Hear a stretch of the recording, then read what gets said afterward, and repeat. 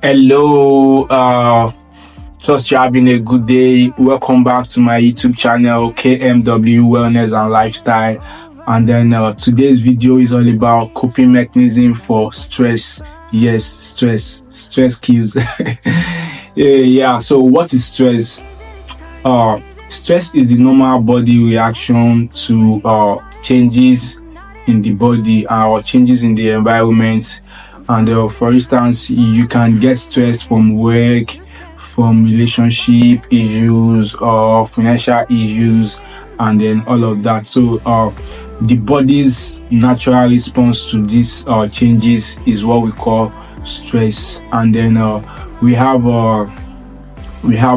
two different type of stress. We have the psychological stress or the physiological or postural stress. Yeah. So stress is a normal thing for the body, but it becomes a problem when the stressor, which is the changes, continues without relief or relaxation.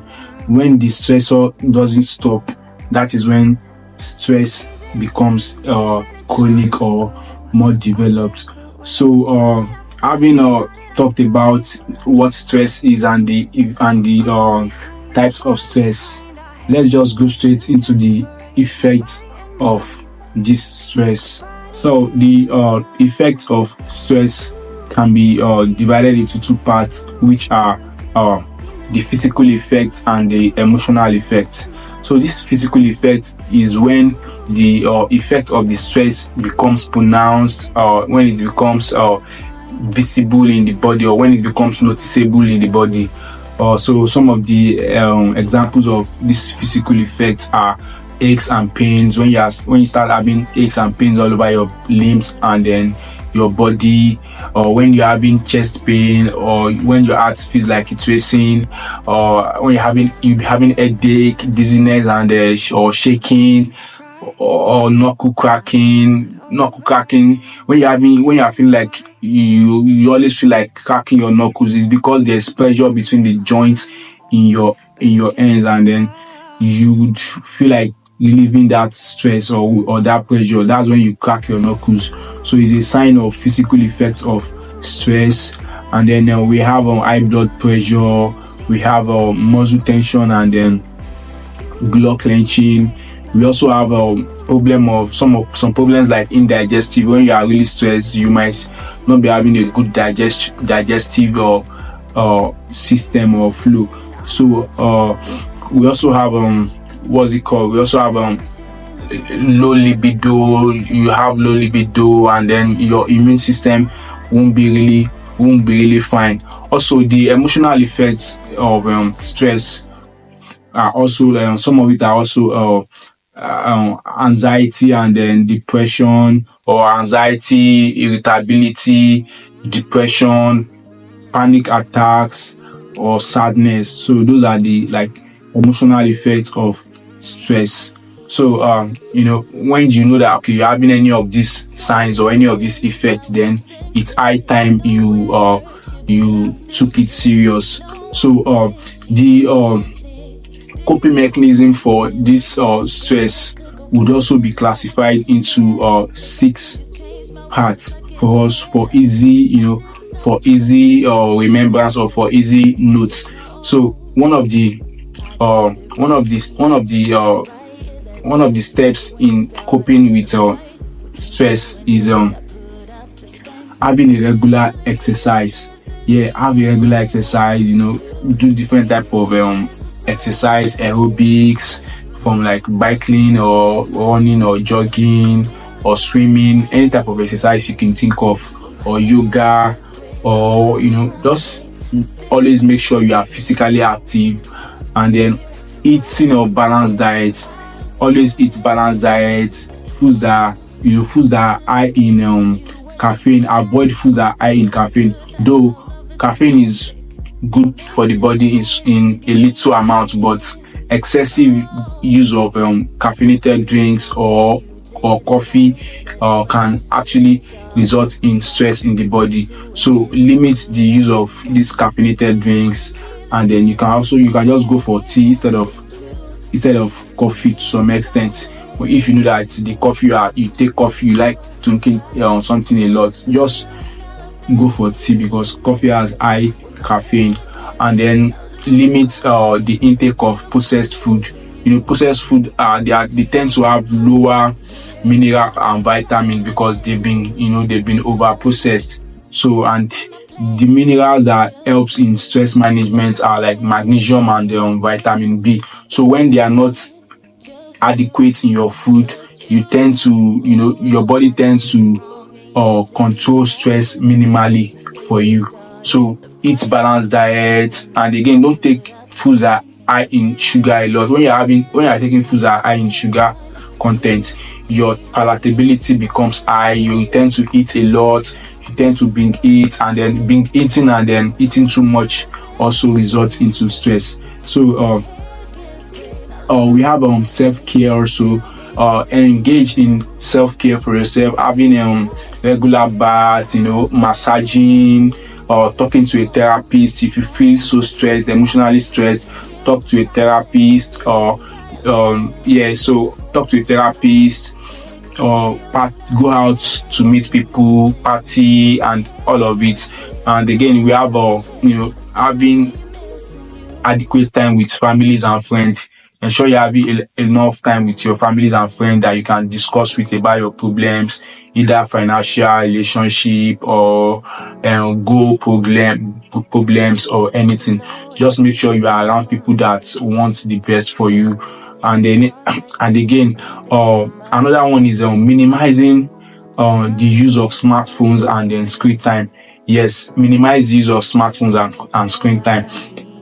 Smartphones and then screen times, they have been studied to cause stress. Like, they are one of the major causes of stress. When you have too much time when you're having too much when you spend too much time on your smartphone or on the screen, it causes stress. So take a break, minimize the usage of um of of your smartphones. Even if you want to use your smartphones, ensure you're having your smartphones close to your eye. So like something like this, using your smartphone like this, just hold it like this, bring it up to your eye level, and then you can be using it. Don't bend down and be pressing your phone. If you bring it to your eye level, is a very good mechanism for managing the stress. Because if you are using your phone for a longer time and then you are bending, there will be tension on your spinal cord or your vertebrae. So you need to bring your phone up and then using it. And also, if you work on what's it called, you work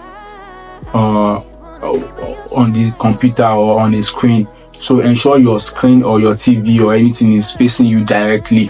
You are facing it directly, you are seeing it, so you don't have to raise up your head looking the TV or looking your screen. So for those who work from home, or for those who like tech bros or someone that just works from home, you need to have a working table that you can sit down comfortably, and then place your personal computer directly facing you. So you'll be directly facing the computer and not bending down or pressing your computer on the bed or on the couch. So have a working table, and then so with that you can be able to minimize the effect of screen time and then use of smartphone.